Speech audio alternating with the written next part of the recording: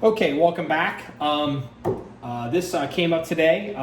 Some people wanted to know how to adjust the adjustments, how to adjust the chassis systems for the GRS rifle stocks, in particular for the Blazer, but I'm sure this applies to all the GRS stocks. This is a Ragnarok. They have a couple of other ones, but as long as they use these systems, this should all be the same. So obviously it's a chassis system, stock folds. It can be, I believe this can be reverse left or right. GRS sells this as a left or right-handed option. I think it's literally just reversing that hinge, but I can't prove it. But I just want to go ahead and tell you that. As for why there's blue tape all over this gun, ignore that for this video. That's for a separate project, but came up today and wanted to do it. So the gun has adjustable cheek piece, has an adjustable length of pull, also cast on and cast off.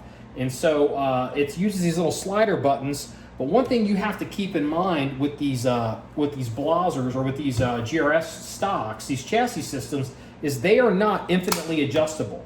I don't know if you can show up on film or not, but do you see the teeth in that? So those are, this is a geared system where it's got teeth in it. So if the adjustment isn't quite in position to where the teeth are at, you have to move it to, for the adjustment to take, for the slider to take. So if you find yourself stuck trying to make adjustments, all you have to do is either pull up or push down with your hand as you're making these adjustments. And if it's not kind of quite coming in, you pull up on it and move the slider.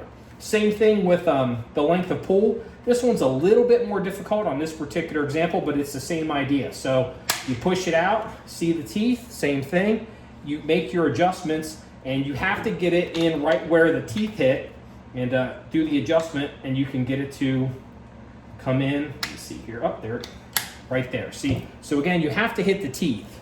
And once you use it a little bit and break it in, it's not that big of a deal. Obviously, the cast on and cast off, the teeth here at the rear. Let me go ahead and move this for you. Teeth here at the rear, you can see the teeth. You can pull this out and turn it, but you'll notice, honestly, you can just turn it left or right. So that comes in handy. And also if you want to, you want to raise it up or down, you just pull it. And obviously this kind of stuff, your cheek piece isn't going to be adjusted that much. Your length of pull, you could adjust that somewhat, but I believe for most people, whether you're shooting prone or shooting standing, this is the area where you're going to be making very fast adjustments, is up and down with that. That's pretty critical. So hopefully that explains a little bit about how to adjust these systems. You can do it one-handed, but it does take a little bit of a trick to push up or pull on it to make sure you're getting into the teeth to lock the system in place. As for why they do that, I haven't spoken to GRS about it, but it seems obvious to me. It's so it doesn't come out of position very easily.